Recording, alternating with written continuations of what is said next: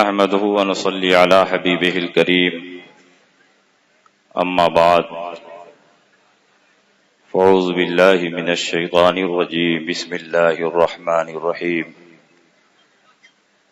كلا وعد الله الحسنى آمنت بالله صدق الله مولانا العظيم. حضرات،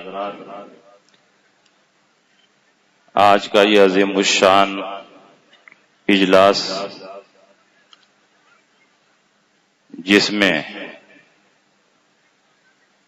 عاشقان تاج الشریعہ کا ٹھانٹے مارتا ہوا سمندر موجود ہے، اسٹیج پر بہت سی موقع اور معظم شخصیتیں جلوہ افروز ہیں. خصوصیت کے ساتھ قائد ملت نبیر اعلی حضرت جلوہ تاج شریعت حضرت علامہ مفتی محمد اختر رضا مفتی محمد اسجد رضا صاحب دامت فیضہ، عالم اسلام کی عظیم علمی شخصیت ممتاز الفقہاء محدث کبیر حضرت علامہ ضیاء المصطفیٰ صاحب قبلہ قادری امجدی مدد اللہ العلی، اور یہ عظیم الشان پنڈال جس کی خوبصورت ذہن کی عکاسی کر رہا ہے وہ خوبصورت شخصیت ہیں حضور اسجد میاں صاحب کے داماد مکرم الحاج محترم المقام جناب سلمان حسن صاحب قبلہ سبحان اللہ، اور جامعۃ الرضا جن کی ہدایت میں رہنمائی میں پوری کامیابی کے ساتھ منزل کی طرف رواں دواں ہے حضرت علامہ مفتی محمد عاشق حسین کشمیری صاحب سبحان اللہ سبحان. یہ ساری شخصیتیں، بہت سے سادات کرام، خانوادہ اعلی حضرت کے چشم و چراغ یہاں موجود ہیں. میری تقریر کا عنوان ہے حضرت امیر معاویہ کی شان و عظمت. آج جشن سالہ کے موقع پر مناسب تو یہ تھا کہ اعلی حضرت پر تقریر کی جائے، لیکن قائد ملت کے حکم اور مشورے سے الگ الگ عناوین منتخب کر دیے گئے تاکہ ضرورت اور موقع کے حساب سے تقریریں ہو جائیں. ادھر سوشل میڈیا میں بہت سے ویڈیوز اور بہت سے آڈیوز گردش کر رہے ہیں جس میں آپ نے دیکھا ہوگا کہ ایک مقدس خانقاہ کے نام نہاد سجادہ نشین اور خدام جو حقیقت میں تفضیلیت کے دائرے سے نکل کر تبرعیت کے دائرے میں داخل ہو چکے ہیں، وہ بڑی بے باکی کے ساتھ صحابہ کی شان میں گستاخیاں کرتے ہوئے نظر آ رہے ہیں.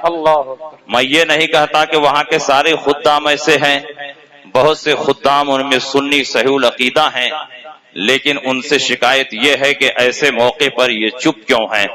انہیں تو انقلاب برپا کر دینا چاہیے، ان تبرعیوں کے خلاف محاذ قائم کر دینا چاہیے. یہ وہی سنی خدام ہیں جو کبھی تاج الشریعہ علیہ رحمت و رضوان کے خلاف لمبے لمبے فتوے پڑھا کرتے تھے، لیکن آج صدیق اکبر کی عظمت پر حملہ ہو رہا ہے. حضرت امیر معاویہ کو صرف فاسق و فاجر نہیں بلکہ جہنمی اور کافر کہا جا رہا ہے، لیکن یہ نام نہاد خدام ان کی زبانوں میں تالے لگے ہوئے ہیں اور یہ ان کے خلاف کچھ بولنے کی جرات نہیں کر رہے ہیں. یہ بولے یا نہ بولے، لیکن الحمدللہ مسلک اعلی حضرت کے سپاہی ہر اٹھنے والے فتنے کو کچلنے کی اپنے اندر صلاحیت رکھتے ہیں. بے شک سبحان اللہ سبحان. اور الحمدللہ قائد ملت علامہ اسجد رضا کی نیابت اور قیادت میں ان تبرعات شیعوں کا قلع کما کرنے کے لیے ہم حامیان مسلک اعلی حضرت پورے ہندوستان میں ان کے خلاف تحریک چھیڑنے پر غور کر رہے ہیں. الحمدللہ حضرت امیر معاویہ کوئی معمولی شخصیت نہیں ہے، بلکہ نبی اکرم صلی اللہ علیہ وسلم کے صحابہ میں آپ کا شمار ہوتا ہے۔ اس لیے قرآن میں جتنی آیتیں صحابہ کی عظمت پر نازل ہوئی ہیں، ان تمام آیتوں کے مصداق جیسے اور صحابہ ہیں حضرت امیر معاویہ ہیں، اور نبی اکرم صلی اللہ علیہ وسلم نے صحابہ کی عظمت میں جو حدیثیں ارشاد فرمائی ہیں اس کے مصداق جیسے صدیق اکبر ہے ویسے ہی حضرت امیر معاویہ ہیں۔ یہاں تک کہ نسیم الریاض شرح شفائے قاضی ایاز میں لکھا ہوا ہے، جو کسی صحابی کو برا کہے وہ جہنم کے کتوں میں سے ایک کتا ہے۔ اب ہمیں یہ کہنے کی ضرورت نہیں کون جہنم کے کتوں میں سے ایک کتا ہے، جسے صحابہ کے خلاف تبرہ بکتے ہوئے دیکھو فوراً پہچان لو کہ یہ جہنم کے کتوں میں سے ایک کتا ہے۔ بے شک اللہ رب العزت نے قرآن میں صحابہ کرام سے راضی ہونے کی سند عطا فرمائی، ان کی مغفرت کا اعلان فرمایا، ان کے جنتی ہونے کی بشارت عطا فرمائی۔ نبی اکرم صلی اللہ علیہ وسلم نے ارشاد فرمایا لا تسبوا اصحابی فلو ان احدکم انفق مثل احد ذهبا ما بلغ مد احدهم ولا نصیفہ۔ صحابہ کو برا نہ کہو، اس لیے کہ اگر تم احد پہاڑ کے برابر بھی سونا اللہ کی بارگاہ میں خرچ کرو اور میرا صحابی صرف 1 کلو آدھا کلو جو اور گیہوں رب کی بارگاہ میں خرچ کرے تو اس پر جو ثواب ملے گا سونے کے پہاڑ پر ثواب نہیں ملے گا۔ اللہ کے نبی نے ارشاد فرمایا فمن سبهم فعليه لعنت اللہ والملائکۃ والناس اجمعین، جو صحابہ کو برا کہے اور گالیاں دے اس پر اللہ کی لعنت، فرشتوں کی لعنت اور تمام لوگوں کی لعنت۔ لا يقبل اللہ منہ صرفا ولا عدلا، اللہ نہ ان کا فرض قبول کرے نہ نفل قبول کرے۔ اس لیے میں سنی مسلمانوں آپ سے گزارش کرتا ہوں کہ اجمیر مقدس جہاں آپ تشریف لے جاتے ہو، سلطان الہند خواجہ غریب نواز کی عظمت ہمارے دلوں میں ہے، اجمیر مقدس کا ذرہ ذرہ ہمارے لیے قابل احترام ہے، لیکن آپ کی چوکھٹ پر جو تبرعی شیعہ قابض ہو چکے ہیں اگر صحابہ کی شان میں گستاخیاں کریں گے تو مسلک اعلی حضرت کے ماننے والے ان کو ہندوستان میں چین سے نہیں بیٹھنے دیں گے۔ نعرہ تکبیر، نعرہ رسالت، مسلک اعلی حضرت۔ تم حضرت امیر معاویہ کے بارے میں کیا جانو؟ حضرت عبداللہ ابن مبارک سے پوچھا گیا جو امام اعظم کے شاگرد ہیں اور شیخین کے اساتذہ میں شمار کیے جاتے ہیں، امیر المومنین فی الحدیث ہیں، ان سے پوچھا گیا عمر بن عبدالعزیز افضل ہے کہ حضرت امیر معاویہ افضل ہے؟ یہ عمر بن عبدالعزیز اسلام کے پہلے مجدد ہیں، خلفائے راشدین میں آپ کا شمار ہوتا ہے، اور حضرت خضر آپ کی زیارت کو تشریف لے جایا کرتے تھے۔ یہ وہ عمر بن عبدالعزیز ہیں کہ اپنے زمانے میں تدویر حدیث کے سلسلے میں اتنا اہم کارنامہ انجام دیا ہے کہ تاریخ کبھی انہیں فراموش نہیں کر سکتی۔ ان کے بارے میں پوچھا گیا عمر بن عبدالعزیز افضل ہے یا حضرت امیر معاویہ افضل ہے؟ تو عبداللہ ابن مبارک جیسے جلیل القدر محدث نے ارشاد فرمایا غبار دخل فی انف معاویہ فی انف فرس معاویہ حین غزا فی رکاب رسول اللہ صلی اللہ علیہ وسلم افضل من قضا عمر بن عبدالعزیز۔ تم حضرت امیر معاویہ کی بات کرتے ہو، حضرت امیر معاویہ کے گھوڑے کی ناک میں جو غبار داخل ہوا جس وقت رسول پاک کی میت میں دشمنان اسلام سے جہاد کر رہے تھے، ایسے ایسے عمر بن عبدالعزیز اس غبار سے بھی افضل نہیں ہو سکتے، تو عمر بن عبدالعزیز حضرت امیر معاویہ سے کیسے افضل ہو سکتے؟ حضرت امیر معاویہ رضی اللہ تعالی عنہ کے بارے میں اللہ کے نبی نے فرمایا اللہم علم معاویۃ الکتاب والحساب وقہ العذاب، اے اللہ معاویہ کو کتاب کا علم عطا فرما اور انہیں حساب کا علم عطا فرما اور جہنم کی آگ سے بچا۔ ہمارا تو ایمان ہے کہ نبی کی ہر دعا رب کی بارگاہ میں مقبول ہے۔ جب نبی نے فرما دیا اے اللہ امیر معاویہ کو کتاب کا علم عطا فرما تو اللہ نے عطا فرما دیا، حساب کا علم عطا فرما تو اللہ نے عطا فرما دیا، اور جب نبی نے فرما دیا کہ جہنم کی آگ سے بچا تو امیر معاویہ جہنم جہنم کی آگ سے محفوظ ہو گئے. جو امیر معاویہ کو جہنمی کہتا ہے وہ خود جہنمی ہے اور اس کا ساتھ دینے والے بھی جہنمی. بے شک.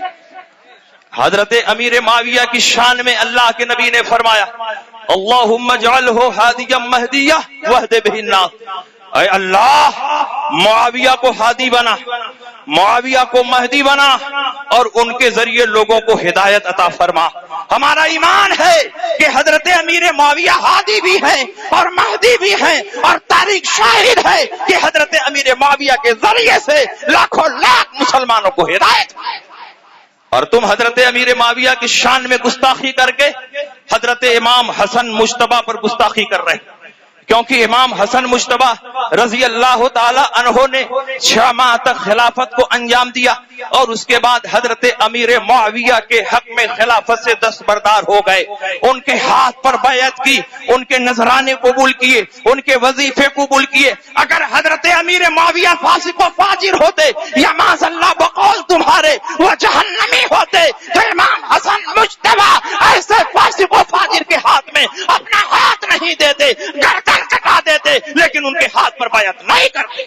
بے شک بے شک. اور اگر حضرت امیر معاویہ ایسے ہی ہوتے تو بڑے بڑے صحابہ ان کی حدیثوں کو کیوں قبول کرتے؟